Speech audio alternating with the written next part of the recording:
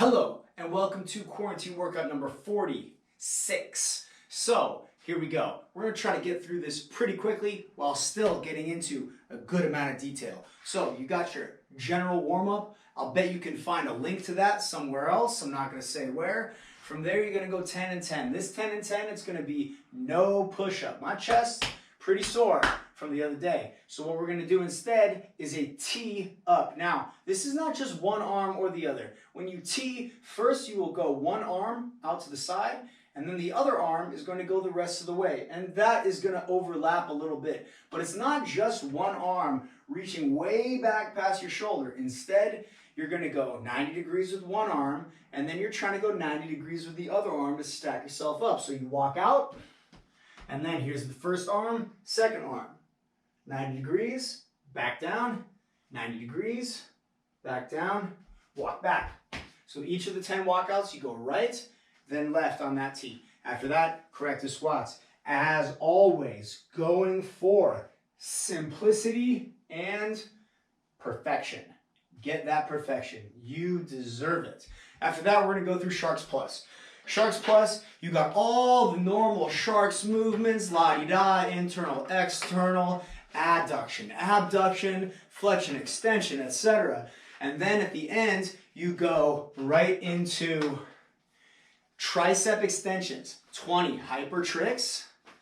Then you can drop that band, get the wrist through the strap, and then here we go. Feet facing forwards, rotate right arm, rotate right shoulder forwards, touch left shoulder. So I'm looking past that shoulder, look, like this, looking over that shoulder, right? Get a little smoke into that gaze. Swing it around, bring it around to the back. Same thing, back the other way. So swing it around, then bring it around back. And you're gonna go each of those moves 5 times. So you do that on one side, then on the other side, and then you got the reverse. Let's see if I can do this with a hat on without knocking my hat off. So for this one, you start from the other side. So now I'm facing this way. There you go. I haven't done this one in a while. So I'm facing over that shoulder again. Look, looking over that shoulder, right? So you look over that shoulder at the fulcrum. This hand touches the back of the opposite shoulder blade. Then as I rotate away, extend the arm, bring it up and around behind the head, and then I come back over here, looking over the opposite shoulder. Look where this hand is, touching that shoulder blade again. So this is the same shoulder blade. So top of the shoulder blade, bottom of the shoulder blade. There you go. Every time, 5 reps, right? There you go. That's that last move. That is called drawing swords, right? I'm a big Ninja Turtle fan, so I always think about Leonardo drawing that sword out of his back sheath right there, on the back of his shell. So enjoy that imagery. You'll never get it out of your head. Next, circuit number 1. We're going to go through circuit number 1 3 times. That means you're going to have some reps in here. We're going core 360. So set up prone with the strap. Look where the strap is. It's right above my toes right there. That's where you want it. So you want to be plantar flexing, and you want to get a nice ankle stretch to the top of the ankle. So get yourself far enough away from your wall that you're not going to touch it. That's the mistake I've made in the past. No more. Come up, good plank, tuck the hips under. You don't want to be dropping here. So tuck the hips underneath. Your hips should be at shoulder height. Shift back, then pull yourself back to neutral. As you shift back, that's when you're going to feel that strong flex on the lower abs. You go 16 reps. From there, on the side, GSP, gymnastics, side plank dips. There you are. Here's the dip. Hip down, back to neutral. Feet here should be shoulder width, right? The distance between my 2 feet, same as the width of my shoulders. Top leg is forward, bottom leg is back. Go to the other side and switch. And then onto your back for dolphin soup. Make sure you're nice and level. On the back, plant the hands, arms on the ground. This is your race start recovery position. You want to have wrist pressure, elbow pressure, pulling your shoulders back this way. Press on the ground, press on the bottom of the foot. Same type of strap position as the shift back. but the pressure is now on the opposite side of the foot. Drive down, not a lot of knee bend, press up. Now look, I'm not looking for this, that knee bend. I'm looking for just a soft bend of the knee, just a softening of the knee. The drive comes from the hips. And don't let the feet drift apart on this. Keep them together, okay? Keep the feet pressed together. Once you finish your core 360, which ends with the dolphin soup, then you're back up. Now you've got 3-position row. 3-position row, you're gonna wanna shorten up the band. And again, you'll know this 3-position row because it's palms up, palms in, palms down. 3 different positions. Yes, we're talking about the hands here. The elbows also are important though. So you'll see palm up, palm in, palm down.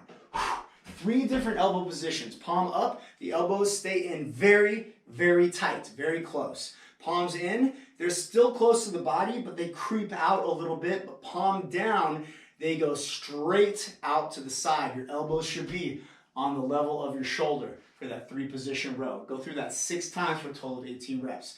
Then you got your backstroke roll. We got a few different pieces of equipment here. So let's say you got a dumbbell. 2 options here with a dumbbell. Dumbbell, you're gonna go, you can hold the handle. If the weight's heavy, if that's challenging for you, then that's what you're gonna do, holding onto the handle. Now, if the weight isn't that heavy and you wanna make it a little bit more difficult, you can support the weight from one side. So I'm gripping that weight. Now I'm focusing on balancing. The weight just extended the length of my arm, which means that the balancing act now is gonna be significantly more difficult. So that's the more challenging way to do it with a dumbbell. And again, depending on the weight that you have, the mass of that weight is going to dictate in a lot of ways which method you're able to do. So make sure that you're doing something that's appropriate for the size weight that you have. Kettlebell, you can do something similar. So this weight is too heavy for me to do all the variations. Let me grab something more basic. Here, we got a 20-pound weight, right? So what you got now, 3 variations with the kettlebell. So hand is through, so your palm is extending through the handle, so you're kind of letting it rest in the crook of your thumb. The weight rests against the back of your arm. There you go, pretty simple. From there, you got a pretty straightforward move. It's like what you did with the dumbbell, but now you've got the weight resting on your hand, right? So again, this is gonna be a little bit more challenging. And then with the kettlebell, you can flip that thing upside down if your weight is light enough. So this is a 20-pound weight. I probably couldn't handle much more than this, but holding it with a strong grip, working through the range of motion that way. Now you gotta focus on balancing and really grabbing the weight very, very tightly, right? So if this weight starts to drift, if it gets to like this point, for instance, I can't really hold it up anymore. So it's balancing and grip strength. Of course, if you just have a med ball, that medicine ball isn't gonna give you a lot of options. There's really only one way to hold it in that position as I dig through my toy chest over here. There you go, 20-pound med ball. Same size as that kettlebell, but now really the only option I have is to balance it from beneath, but that's just fine. All of these options are good options. After that, you got windmills. Windmill, of course, you got the weight up in the overhand, the overhead grip, and back of the hand goes to the inside of the leg. Hips go back, rotate the shoulders, eyes on the hand, come back up. Make sure you reset in neutral. Line this triangle up right here. All the grips, all the same grips as the backstroke roll, they're going to apply to the windmill as well.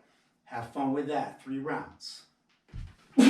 Okay, folks, welcome to circuit number 2. Here we go, circuit number 2. So we're going to start off with G squats. We're going to do that for 12 reps. Now, again, a few options. So first of all, kettlebell. You're going to hold the weight from the handles, press against the chest, elbows forward, get down into the pocket. If the elbows touch the thighs, that's great. You're coming up. It's going to kind of depend on your body angles, your biometrics there. But yeah, taking it down, keeping the weight touching the chest. One thing that's important, regardless of whether or not your elbows touch your thighs, you always want the weight to be touching your chest.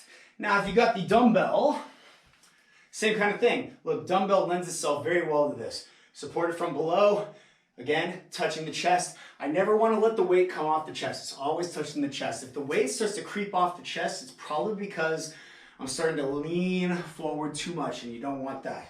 There you go with your dumbbell. Now the last one, the bug out bag. You remember the bug out bag? I love the bug out bag because it allows me to feel a little aggressive. So when I grab the straps of the bug out bag, it's like you're grabbing somebody by the lapels, pulling them in nice and tight, right? You want to grab the straps nice and high, push your elbows into it. So here I am, pulling it towards me, getting the elbows underneath the weight of the bag, and then I come down into that squat. Now, because all of the weight of the bag is in front of me, it's not between my arms, it's not going to be touching my chest. That means I really need to think about pulling it towards me with my hands and pushing my elbows into it. So you see how I come up, pull it towards me with the hands, but then the elbows push into it. And that's where I really want to be on that G squat with the bug out bag, right? So there you go, 3 different versions there. From there, we're going to go into pushing daisies. Now, pushing daisies, body weight exercise. However, look, a bug out bag. If you want to throw that backpack on, for these, good on you. So you're going to get down in the pocket. This is your neutral position, nice and low. You come up a quarter, back down. Up halfway, back down. 3/4, back down. All the way up, back down, and then you jump, right? It's beneficial to cinch this in to keep it tight to you, and when you get going, it's going to look something like this.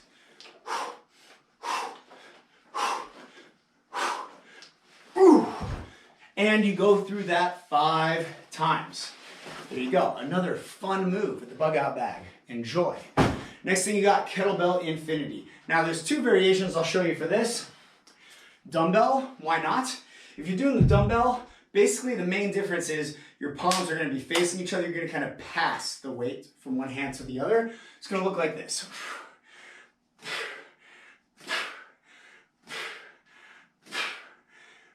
Etc. With the kettlebell, your hands are going to be like this because you're holding the handle sideways, right? So with the kettlebell, same thing, but it's going to look like this. So bringing my thumbs together. Now, I really feel the difference between 53 and 30 pounds. Now, you could do it with the bug out bag, but it's going to be awkward. You're really going to have to kind of be standing up on stilts because the whole key of this is the amount of clearance that you have to get the weight through. Bug out bag, it's just a little bit too long for you to be able to get through unless you're standing up on something like this. But that looks kind of dangerous, so probably don't do that, okay? Once you finish with those kettlebell infinities, now you have dolphin dips. Dolphin dips, you remember these? I'm just going to use the table. You're going to put the hands on the table, get your weight over your hands, and then go up onto the tops of your feet. All right, so I'm plantar flexing here. Going to bend the knees, press up.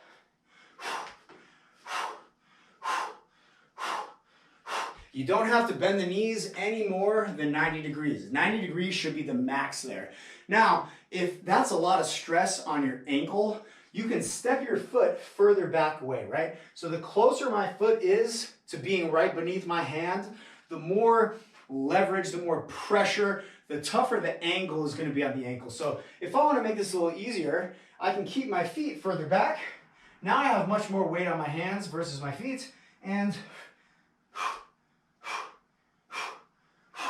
but as you move the feet away, you're going to start doing more of a push-up and less of a leg push, right? So you got to understand, it's a give and a take.